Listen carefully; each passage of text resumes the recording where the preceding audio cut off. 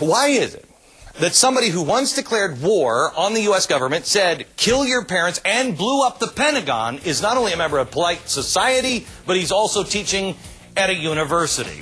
Jonah Goldberg, as you know, is one of my favorite new authors. Best-selling book, Liberal Fascism, #1 on the New York Times list now. He raises and answers some interesting questions in that book about the foundations of left-wing politics. Now he's got a new column out that raises even more questions, this time about the, quote, light baggage that one travels from violent radicalism to liberalism, and terrorists who never have to say they're sorry. He joins me now. Jonah, first of all, congratulations on the #1 status of your book. You deserve every bit of it. The book is a must-read, America. The double standard that is out there, if you make a statement at some 200-year-old senator's birthday party, you're immediately connected to the KKK. Yet, the left can actually be a guy who blew up the Pentagon in the 70s, said, kill your parents, and he can go and become a professor at the University of Illinois. How does that work exactly? Well, first of all, thanks. I couldn't have done it without you regarding the book's success. I'm eternally grateful. Not only are you a handsome man, but you're a powerful one. I'm a married man, too, so back off, please. I'm sort of astounded by that this is a controversial observation, that there's a double standard in our culture.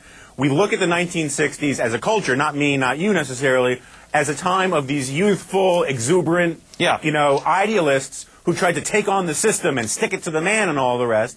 And what's often left out of that is that the leaders of these movements were violent, self-proclaimed terrorists, or not self-proclaimed terrorists, but they proclaimed that they were at war against the United States of America. They were revolutionaries. Right. They blew up people. The Black Panthers assassinated policemen, murdered other people. And yet, culturally, we look back on those people as if, if they did anything wrong, it was that they cared too much. Well, wait a minute. This doesn't work. For this university professor, what is his name? He was the guy who was William Ayers. He was one of the founders of the Weather Underground. Right. He blew up the Pentagon. He is quoted as saying, kill your parents, kill all businessmen. Right. He planted bombs there. I mean, he didn't actually blow it up. Okay. Right. Okay. It's still there, right? Stand corrected. He was quoted on 9/11. Right. On 9/11, coincidentally, in the New York Times saying, no, we didn't do enough. They asked, do you regret it? And he said, no, I wish we would have done more.